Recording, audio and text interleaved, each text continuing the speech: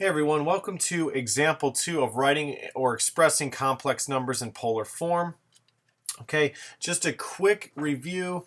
These are the things we're looking for. If you've watched video number 1, we need to identify A and B, our R value, our modules, which is a distance, and to write any complex number in polar form, we need this equation right here. So this is just a review. This is video number 2. Okay, and remember these steps to solving. I like to identify A and B, may expand if I have to, if it's in the form of A plus BI to the n. I then find R, then find theta, then substitute into my formula.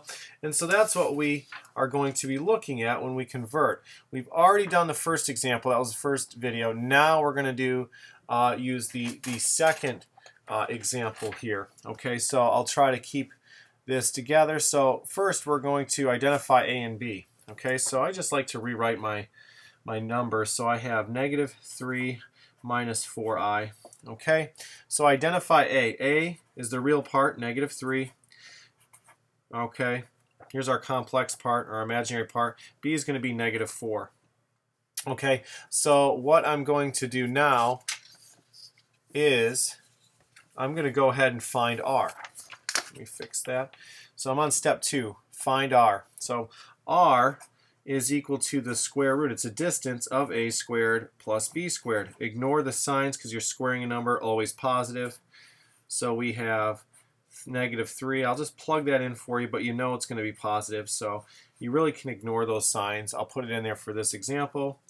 So we have the square root of 9 plus 16. If you square those out, that's root 25, which equals 5. So I have my R value. My R equals 5. So I'm on my way. Now I got to find theta. And what I like about this example is that we go ahead and do this. Okay, we're going to draw this. So we have -1, 2, 3, 1, 2, 3, 4. So we go down here. So here's theta. Okay, that's -3, -4, opposite over. So we're going to use tangent here. So we have tangent of theta is equal to opposite, which is -4, over adjacent, which is -3. So we're really looking for the tangent of theta equals 4/3. Okay, now that is a little bit tricky. Okay, let's see if we can zoom in on my graphing calculator here. I've actually done it already, but we'll go ahead and do it again. Okay.